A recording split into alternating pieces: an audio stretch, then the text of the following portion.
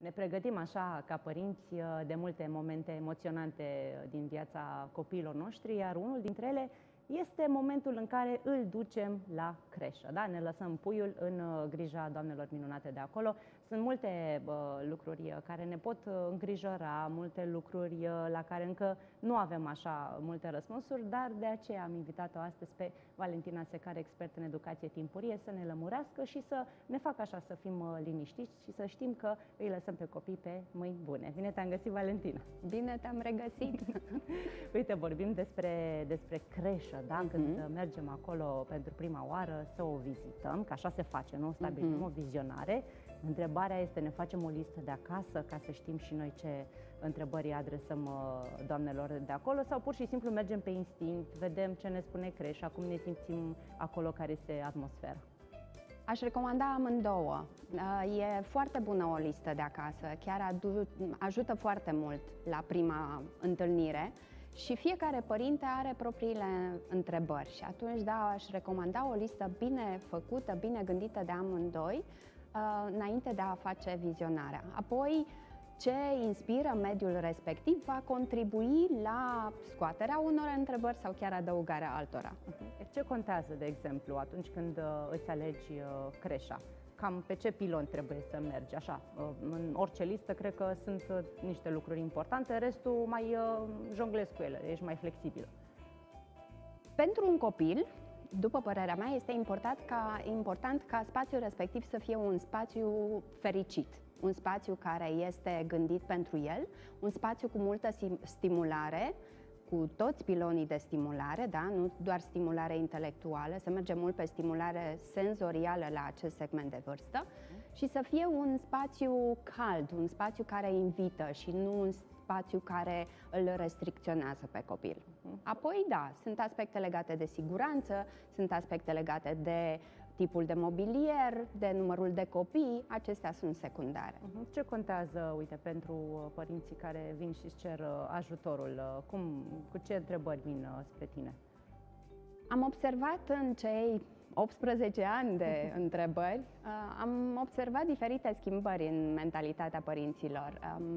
În 2006, când am început pe zona aceasta de creșă, era un proiect foarte nou pe piață și atunci și părinții veneau cu foarte multe frici, veneau cu propriile amintiri din copilăria lor, cu poveștile din partea bunicilor, da, părinților cuplului respectiv, veneau cu foarte multe întrebări legate de nevoile fizice ale copilului, dacă vor fi satisfăcute, cum vor fi satisfăcute, în ce ordine, și ne referim aici la schimbatul scutecului, la hrană, la tot ce înseamnă nevoie fizică, inclusiv cea de somn.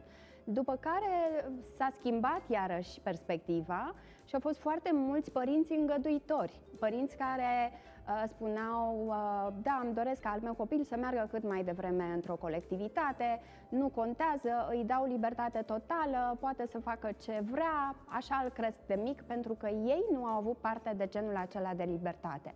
Iar acum este cumva un echilibru. Sunt părinți care cunosc foarte multe informații legate de educația timpurie, de ce anume au nevoie copiii, cum ar trebui să beneficieze de o îngrijire optimă, de o educație de calitate și cum să-și aducă și ei aportul. Cum ar trebui să ne pregătim noi întâi ca părinți și apoi să începem pregătirea pentru creșă, pentru cel mic? Pentru că vorbim de vârste diferite, vorbim de copii care merg la creșă la niște luni, sunt copii apoi care au trecut de un anișor, la fiecare îi vorbești pe limba lui ca să te înțeleagă. Dar cred că în primul rând cu tine ca părinte trebuie să începi, pentru că e greu să te desprinzi de puiul lângă care ai stat, nu? Este cel mai greu, da, ai dreptate. Este cel mai greu, dar este și cel mai important. De multe ori am simțit această presiune pe părinte în momentul în care venea la vizionare. De multe ori era cazul mămicilor, dar au fost și tătici în această situație. Și chiar dacă am parcurs întrebările din cadrul interviului, am arătat sălile sau am discutat eventuale îngrijorări, i-am sfătuit să înceapă creșa în momentul în care ei erau hotărâți. Pentru copil este foarte importantă încrederea pe care o oferă părintele, felul în care el se simte, felul în care va înmâna copilul educatoare și așa mai departe. Deci este esențial să fim noi pregătiți, noi în liniște și în pace cu noi înșine, ca după aceea cel mic să primească sprijinul de rigoare. Iar dacă vrem să fim cât de cât pregătiți, atunci să vedem care sunt nevoile noastre și dacă acea creșă le poate satisface, care sunt îngrijorările noastre. Sunt reale sau mai puțin reale?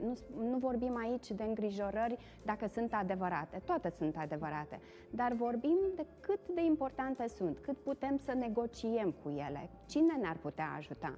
Și atunci trecem și noi printr-o etapă de transformare care ne pregătește să-i ajutăm pe cei mici. De multe ori mamele simt așa un sentiment de vinovăție că își lasă în ghilimele puiul acolo la creșă, că poate nu le mai permite timpul să aibă grijă de el acasă, trebuie să muncească și așa mai departe. Cum să facă să se liniștească și să treacă de acest sentiment? În rolul de mamă, fiecare pune mai presus copilul. Și atunci, dacă privim totul din perspectiva copilului, dacă este benefică pentru el această etapă, dacă este benefică pentru el acea creșă aleasă și nu pentru părinte, grijă mare aici, pentru că sunt părinți care aleg creșa în funcție de ei, de nevoile lor, care vinde mai bine, care comunică mai bine, care are un anumit tip de siguranță și așa mai departe. E important să ne gândim la copil. Sunt copii care sunt foarte dinamici, poate, sau sunt copii care au nevoie de foarte mult sprijin emoțional și să vedem dacă acea creșă poate să ajute copilul la acomodare. Iar în ce privește pe mămică, aș spune să fie în acord cu ea însăși, să vadă interesele copilului ei, să vadă cine anume o va putea asculta, o va putea ajuta, pentru că este o etapă transformatoare pentru amândoi și niciodată nu aș pune accent pe suferință. Aș pune tot timpul accent pe pozitiv și cum anume ne putem transforma amândoi sau toți trei în această etapă. Cum îi pregătim pe cei mici înainte de acest pas? Cum le vorbim pe limba lor? Oricum, dacă nu vorbesc sau nu au ajuns încă la stadiul respectiv, clar, copiii simt, pentru că ei simt energia părintelui. Chiar simt energia cu părintelui și o simt dinainte de a se naște și după aceea, după ce se nasc. Chiar dacă un copil nu vorbește, important este ca părintele să verbalizeze. Este esențial pentru cel mic să fie însoțit și de povestea verbală a ce anume îi se va întâmpla, da? Și atunci îi spunem ce se va întâmpla, unde va merge, cu cine anume se va întâlni acolo, care este rutina zilei și cum anume îl va întâmpina părintele la final de zi. Totul este esențial să fie într-o notă optimistă, să fie cu multă joacă, fără prea multă seriozitate. Este o etapă importantă din evoluția copilului, însă nu este una de tristețe, nu e una de deznădejde. Copilul se va întoarce acasă la finalul programului de grădiniță și este un moment de sărbătoare, nu este un moment în care ar trebui să-i plângem de milă. Foarte important acest aspect. Uite, apropo de plânsul ăsta de milă, tot m-am citit așa pe rețele de socializare și sunt comentarii din partea mămicilor și așa mai departe, care văd copii plângând atunci când sunt lăsați la creșă sau la grădiniță. Au fost și niște filmulețe, la un moment dat au circulat și în comentarii acolo zice: vai, săracul, clar, nu o să mai încerc să-l duc la creșă, mai bine îl țin acasă și mai încerc să-l duc, nu știu, peste un anumit timp. Cum facem, apropo de această atitudine, e oportun să folosim astfel de cuvinte, vai, săracul, ce greu e că a plâns după mama și așa mai departe? Adică, cred că, la fel, simte copilul când spunem asta. Simte, pe de-o parte simte, pe de altă parte este modelul pe care îl va copia. Și atunci să nu te miri, tu mămică, dacă în momentul în care el va împlini 5 ani sau va avea 7 ani, el va folosi această replică, da? Vai, mămica săraca de ea, ia uite ce i s-a întâmplat. Aceste semințe pe care le plantăm acum sunt ceea ce vom vedea peste ani, peste 2, 5 sau chiar peste 20 de ani. Totul rămâne acolo. Dacă începem o astfel de etapă din viața copilului cu acest sentiment de vai copilul, vai puiul de om, normal că îi cumva... Facem un imprinting, așa. Exact, da. Pe de o parte, și pe de altă parte îi tăiem din elan, îi dăm o altă perspectivă a vieții și a etapei prin care va trece, îi denaturăm această situație, nu are oportunitatea să cunoască noua realitate sau noua etapă prin simțurile sale și prin modul în care gândește el, chiar dacă are un an, și atunci se va raporta în funcție de așteptările părintelui și nu în funcție de modul în care cunoaște el lumea. Esențial. Cum îl adaptăm acolo la creșă? Acum mă îndrept spre specialiști. Cum se întâmplă? Pentru că unii copii se adaptează foarte ușor, dorm acolo din primele zile, cu alții e mai mult de muncă, mai ales la somn. Când este un copil total adaptat la creșă?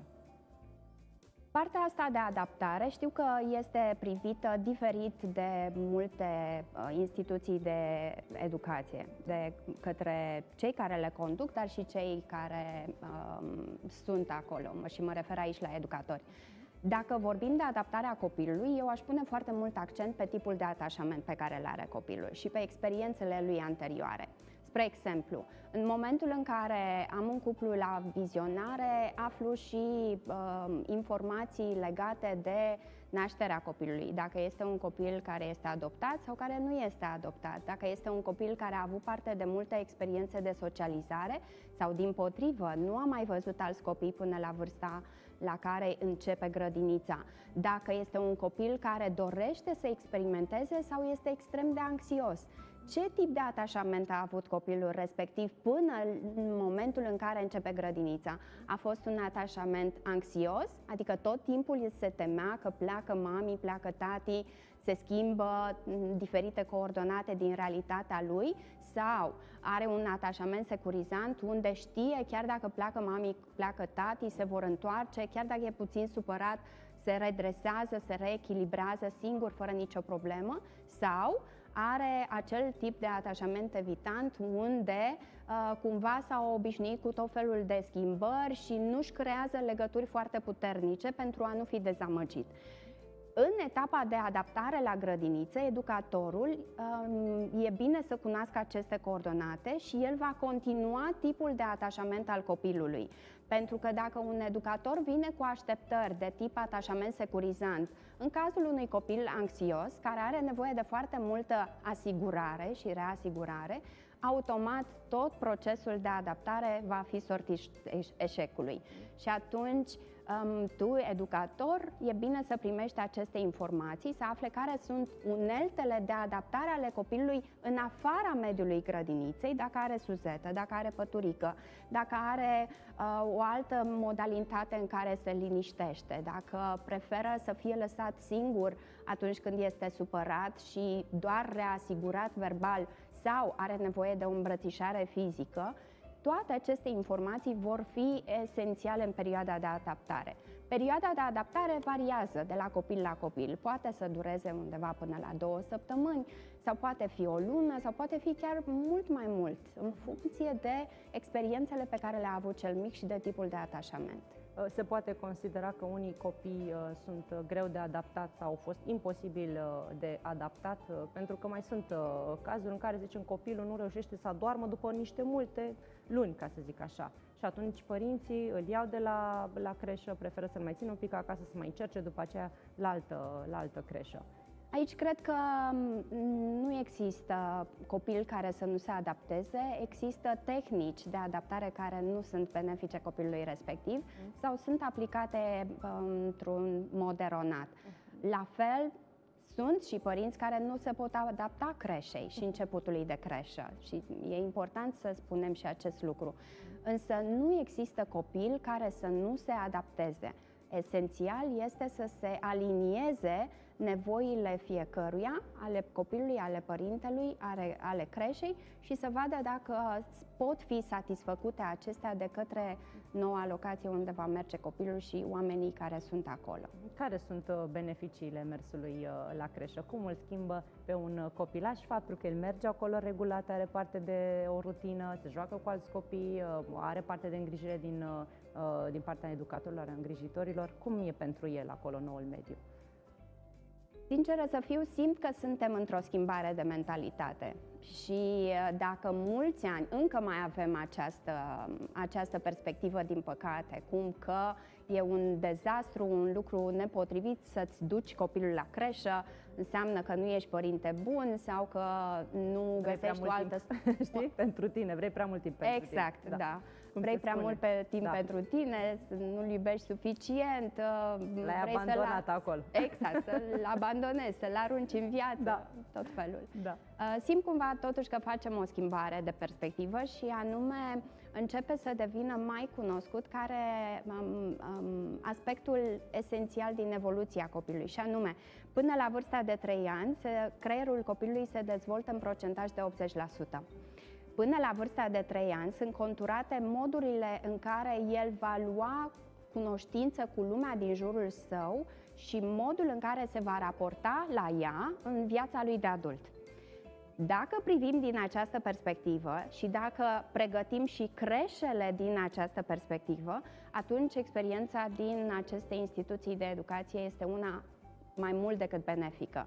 Dacă sunt locuri unde doar este supravegheat copilul, da, impactul poate fi benefic pentru că cel mic are parte de socializare, însă să nu uităm că modelul de socializare se imprimă undeva în jurul vârstei de 18 luni și atunci dacă dorim adulți care să socializeze într-un anumit fel, să ne raportăm la modul în care s-a socializat sau socializează acel copil într-un mediu la vârsta de 18 luni. Da, și ideea este să imprim un mediu în care se simte în siguranță, ca viziunea lui asupra lumii mai târziu să fie una de siguranță, nu să se gândească că lumea este un loc periculos. Exact. Și trebuie să se teamă în permanență de ceva. Și uite, vreau să te mai întreb apropo de limbaj, pentru că sunt mulți părinți care stau cu cartea în mână și spun: a venit vârsta de, nu vorbește copilul, ce facem? Hai cu el la logoped.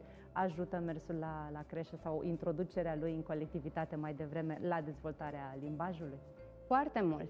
Ajută foarte mult mersul în colectivitate la dezvoltarea limbajului, însă același aspect este important, felul în care se realizează dezvoltarea limbajului în creșa respectivă, dacă există sesiuni de lectură, da? Dacă există alte jucării sau echipamente care să susțină nevoia de limbaj a copilului, și aici nu mă refer la un televizor care este pornit sau un laptop sau mai știu eu ce, ci vorbim la anumite resurse care îl invită pe copil să aibă un anumit tip de comunicare. Iarăși, modul în care o face educatoarea, modul în care sprijină limbajul, cât de clar comunică, cum comunică și cât de mult repetă în limbaj corect ceea ce spune copilul. Nu-l corectează pe copil, însă îi aduce cumva o completare în ceea ce spune el. Adică, ca să dau un exemplu, în momentul în care un copil vorbește pe limba lui și îți arată că vrea apa, tu, educator, îi spui: am înțeles, vrei să-ți aduc apa sau vrei să-ți iei tu singur apa. Mulțumesc tare mult, Valentina, pentru discuția aceasta minunată și ai ușa deschisă la noi de fiecare dată când vrei să mai povestim așa de ale părințelii. Mulțumim mult. Îmi place acest cuvânt al tău, părințeală. Părințeală. Da? E super haios. Și bebelușeală. Și bebelușeală și mămiceală. Așa. Mulțumim tare mult și te așteptăm cu mare dragă aici între prieteni. Mulțumim frumos. Mulțumesc mult.